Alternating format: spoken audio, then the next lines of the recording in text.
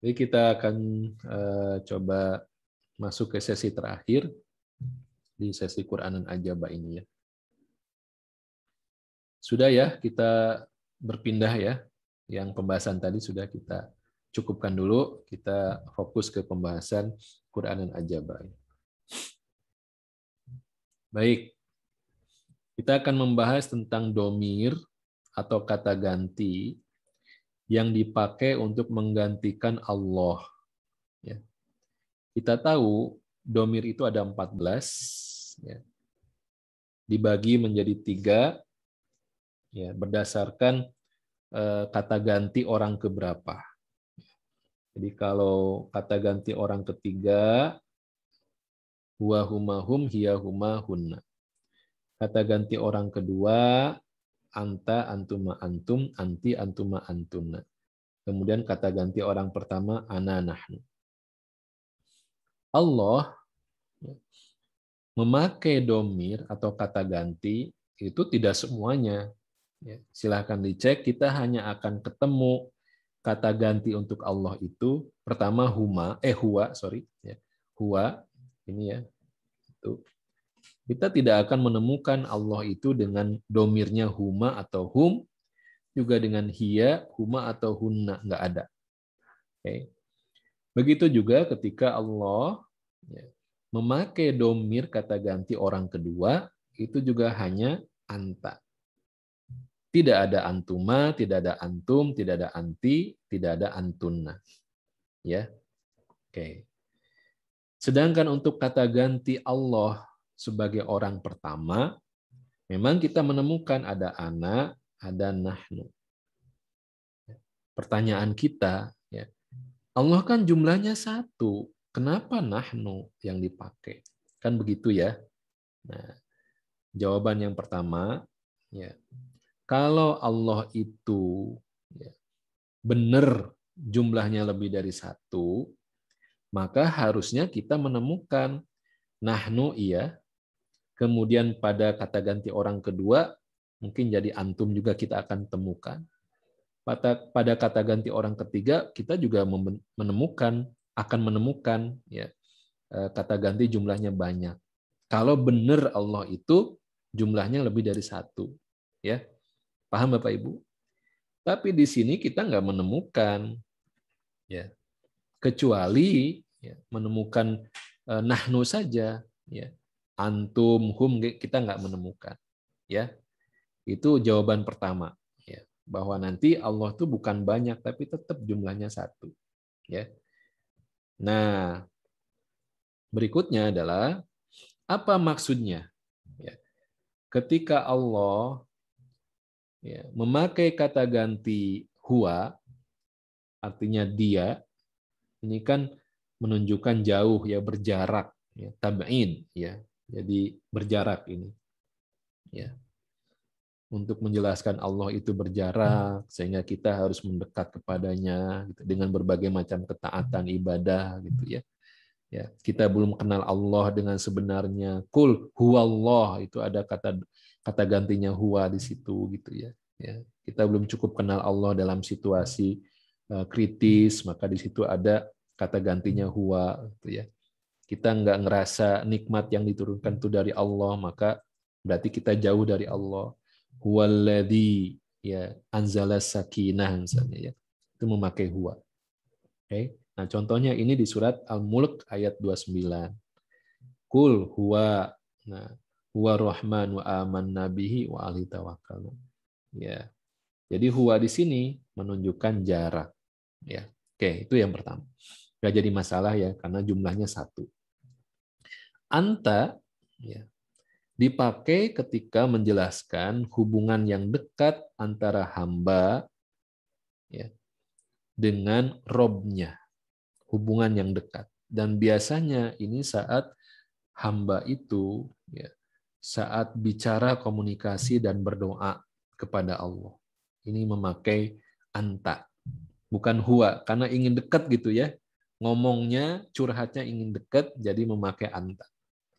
Rabbana la tuzigh qulubana ba'da idh hadaitana wa hab lana min ladunka rahmah innaka anta Al-Wahhab. Clear ya, jelas ya ini. Ya. Dan nggak masalah karena jumlahnya juga 1 di sini ya. Baik. Selanjutnya, bagaimana dengan ana dan nahnu? Ya, ini semoga jelas ya. Agak diperkecil ininya. Nah, untuk ana yang artinya saya, ya, ini biasanya menunjukkan suasana yang ekstrim, apakah karena sayangnya ataukah karena marahnya. Ya. Jadi kan kalau sayang biasanya dengan menyebut ya saya. Ya. Marah juga begitu, menunjukkan memang ya ada kemarahan itu dengan penyebutan anak. Ya. Ada yang menarik ya, seorang ya ulama mencontohkan ya bagaimana penggunaan ana dan nahnu ya. Kan dalam biasa ya keseharian kita juga nahnu itu atau kami itu dipakai dalam redaksi untuk kolektif dan juga di situ ada kekuasaan ya. Misalnya presiden itu mengatakan kami ya. Ya, kami telah berupaya untuk ya melandaikan laju ya COVID ini gitu. Kami di situ memakai kami. Padahal dia sendiri yang ngomong gitu ya, memakai kami. Ya. Tiba-tiba ada wartawan itu yang mungkin tidak sopan, ya tidak sopan ngobrol gitu. Padahal presiden sedang menjelaskan. Maka presiden bisa berganti kalimatnya. Ya, saya tidak suka dengan ya cara kamu ya hadir di tempat ini. Saya ya gitu ya. Karena dia marah ketika ada wartawan yang tidak menyimak penjelasannya yang dipakai dengan saya. Jadi dia marah gitu ya. Kemudian ketika menjelaskan tiba-tiba lewat tuh anak kecil di depannya gitu. Dia katakan, saya suka, saya seneng gitu ya. Nah, itu diungkapkan dengan saya. Jadi anak dipakai untuk menunjukkan kasih sayang atau kemarahan. Contohnya dalam surat ke-186 Al-Baqarah, wa idza sa'alaka ibadi, ini ibadi panjang, hamba-hambaku ya. Bukan wa idza sa'alaka ibaduna ya, bukan begitu, tapi ibadi saking sayangnya Allah maka memakai anak ya. Fa inni qarib, sesungguhnya aku ya. Fa inni bukan fa inna, bukan sesungguhnya kami ya. Qarib, sayang banget di sini. Juga ketika Allah menjelaskan tentang adab ya. Di sini digabungkan, ini bagus ya. Di surat Al-Hijr digabungkan antara kasih sayang dengan kemarahan ya. Nabi ibadi, kabarkanlah kepada hamba-hambaku anni anal ghafurur rahim. Bicara tentang magfirah, ampunan dan rahmat, maka yang disebut adalah dengan anak. Ya, di sini. Wa anna adabi, bicara tentang adab, juga Allah memakai di sini ada adab, meskipun ada huwanya ya di sini, digabungkan di sini. Wa anna adabi, huwanya ini agak rumit ya. Ini menjelaskan tentang ini. Wal adabul alim. Jadi huanya bukan kembali kepada Allah, tapi kepada adab.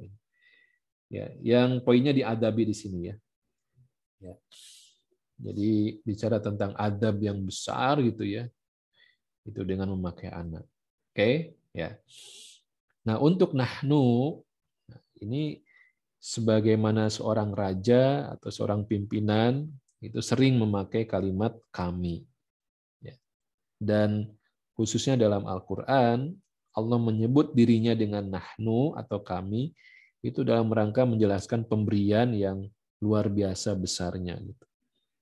Di antaranya dengan pemberian atau penurunan Alkitab atau air, ya, air hujan. Inna nahnu, ya, sesungguhnya kami. Nazzalna, diulang-ulang kaminya ya. Di sini ada kami, di sini ada kami, di sini ada kami juga.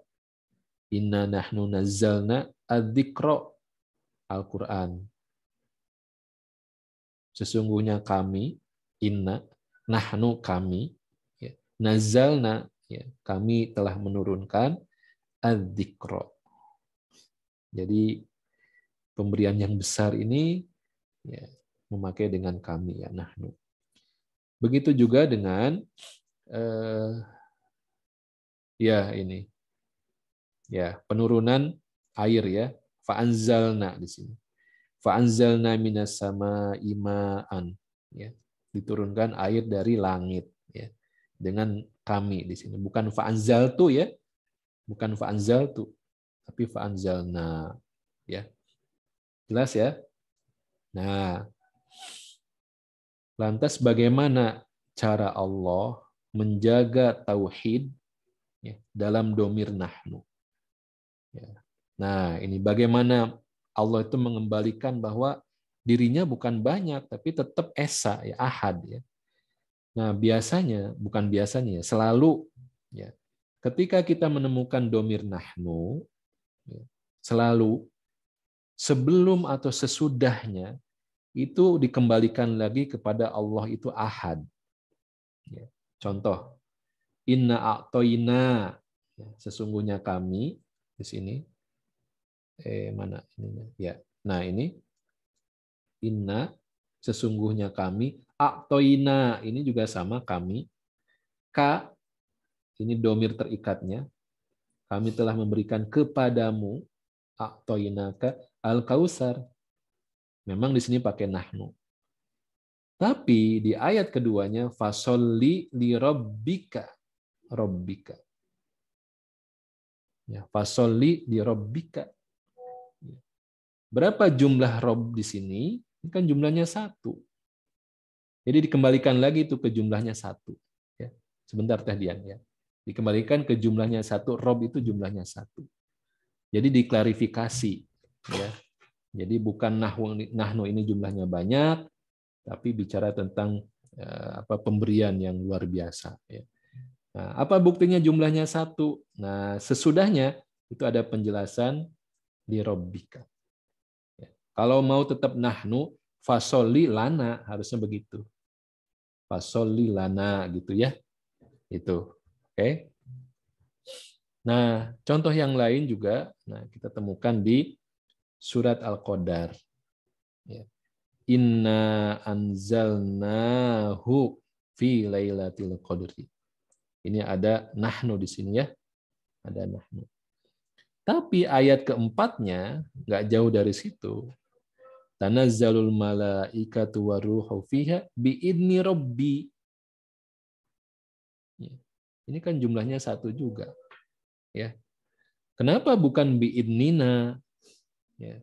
Kalau mau tetap konsisten nahnu, ini harusnya jadi na gitu. Biidnina gitu ya, tetap jamak. Ya, jadi ini klarifikasi ya nahnu itu ya bukan menunjukkan jumlahnya banyak ya, tapi sebuah kekuasaan otoritas yang besar sebagai seorang raja ya, king ya gitu. Oke. Nah, di ayat yang lain juga sama. Ini di surat Al-Insan. Inna nahnu, ada nahnu di sini. Nazzalna 'alaikal Qur'an. Ya, tentang penurunan Al-Qur'an. Ayat berikutnya, fasbir li hukmi rabbika. Nah, ini. Kembali ada penjelasan tentang jumlahnya ahad 1. Ya. Nah, inilah bagaimana domir itu ya dipakai oleh Allah untuk mengenalkan dirinya dalam berbagai macam posisi. Ya, seperti itu. Semoga bisa membantu pemahaman kita. Ya, ya apa Teh Dian? Boleh di-chat? Raise hand. Iya betul, Tuhannya Tuhan mereka betul. Tapi Tuhannya sendiri, Robnya sendiri jumlahnya berapa Robnya? Ya, Robnya 1 kan? Ya. Tuhan mereka 1 itu Robbihim 1. Kalau banyak arbab, ya Tuhan-Tuhan, Tuhan-Tuhan mereka itu baru jamak. Tuhan-Tuhannya itu baru jamak. Ya, gitu. Oke. Tedian raise hand. Ada yang mau ditanyakan, boleh di chat aja. Biidni, oh tidak, biidni tidak. Itu rangkaian panjang idofah, Pak Andri ya. Ya ini jar majrur, Bi dengan idni, bi-nya harfu jar, idninya isim jadi korbannya. Karena dia tipis idninya, tipis ya, tanpa alif lam, kemungkinan dia jadi mudhof. Ya. Kemudian kita lihat Robbi, ini menjadi mudhof ilaihnya. Ya. Jadi satu rangkaian itu. Ya. Saya punya idni, kemudian Robbi-nya itu menjadi mudhof ilaihnya. Ya. Kemudian himnya, Robbi dengan him itu juga mudhof ilaih. Nah, begitu Pak Andri. Idni Robbihim itu satu rangkaian. Ya, idhofah yang panjang. Ya, gitu. Bi-nya harfu jarnya. Ya, insyaallah. Yang dihilangkan khusus fi'il. Ini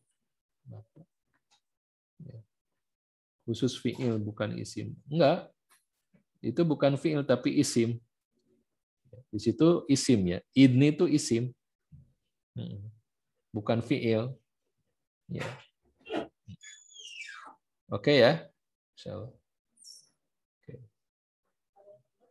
Ya, baik kita akhiri sama-sama ya pertemuan kali ini dengan membaca hamdalah dan kafaratul majelis. Alhamdulillah rabbil alamin. Subhanaka wa bihamdik, subhanaka anta astaghfiruka wa atubu ilaik. Assalamualaikum warahmatullahi wabarakatuh.